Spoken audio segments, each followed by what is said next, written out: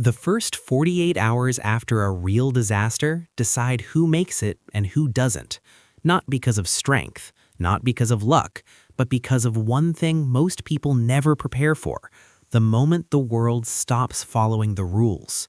If you get these first decisions wrong, you don't get a second chance.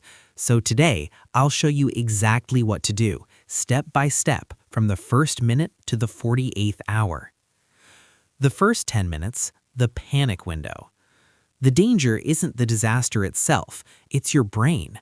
In the first 10 minutes, your body is flooded with adrenaline and your survival instinct goes into overdrive. This is when people freeze, run blindly, or make choices that trap them under debris, in elevators, or inside buildings that aren't stable anymore. Your only mission now is simple: get outside, get vision, get breath. Locate exits, avoid elevators, stay away from falling glass zones, and move toward open space. Your brain only starts making rational decisions after you're safe from the immediate collapse zone. Minutes 10 to 30, the assessment phase. Once you're in a safe, open zone, you must assess the reality around you. Is the disaster still happening, or has it stopped? Is there fire? Are buildings collapsing? Are people running in one direction? This phase prevents the biggest mistake: moving toward danger because you didn't stop to observe. Now check your body. Bleeding, fractures, disorientation. Small injuries become deadly later if you ignore them now. Minutes 30 to 60, the critical choice. You now make the decision that will define everything: stay or relocate. If the structure around you is unstable, if there's fire, gas smell, flooding, or visible cracks, you must move. But don't go far. In the first hour, long-distance movement kills more people than staying put. You need a secondary safe zone, not a journey. Parking lots, wide streets, public squares, rooftops without damage. These are survival positions. Hours 1 to 3, the resource checkpoint. Now your brain will want food. Ignore it. What you need is water, light, and communication. Check your phone battery. Turn off everything except essentials. Send one message: I am safe, location. Then turn on low power mode. Now look at what you have: water, cloth, phone, lighter, backpack, first aid items, and anything that can filter air. Even a torn shirt can be a dust filter that protects your lungs in the next hours. Hours 3 to 6, the shock wave.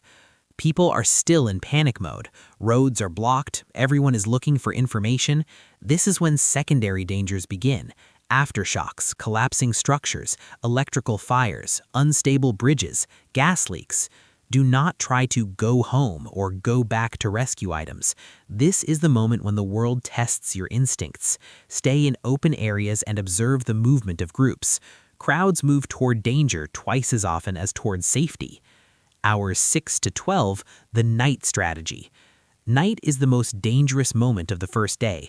Cold, darkness, zero visibility. If power is out, the city becomes a maze. Your goal here is not comfort, it's survival efficiency. Choose a place where you can hear danger, you can see the sky, you can escape in any direction. Avoid enclosed spaces, avoid staying under structures, and never isolate yourself completely. Stay within hearing distance of others. Hours 12 to 24, establishing a mini base. Once the chaos stabilizes, you need a temporary base. Not for days, just for the next 24 hours. Somewhere dry, ventilated, away from falling objects, but not isolated. Sort your resources. Water first, things that can be used as bandages, items to keep warm, ways to signal for help. This is also when dehydration starts. Drink slow, small amounts, often. Hours 24 to 48, the survival shift. By now, officials begin rescue operations. Roads partially reopen, signals return. This is when many survivors make the mistake of relaxing, and injuries, infections, and poor judgment hit hardest. Your mission now: stay visible, stay hydrated, conserve energy, communicate your location every 3 to 4 hours, and avoid unnecessary movement. Survival in the second day is about one word: stability. You don't need heroism, you need consistency. If you survive the first 48 hours, the odds shift dramatically in your favor, because the most dangerous part isn't the disaster, it's the decisions you make right after it. Surviving a disaster isn't about being the strongest, it's about refusing to give up when everything around you is falling apart. Because when the world breaks, something powerful happens inside you. You discover the part of you that doesn't.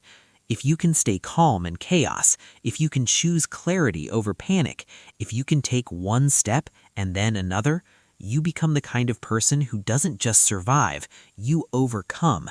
And that's why the first 48 hours matter so much. Not just because they keep you alive, but because they show you what you're truly made of. If this video helped you stay calm, imagine what the next ones could prepare you for. You don't have to face the world alone, and you don't have to learn everything the hard way.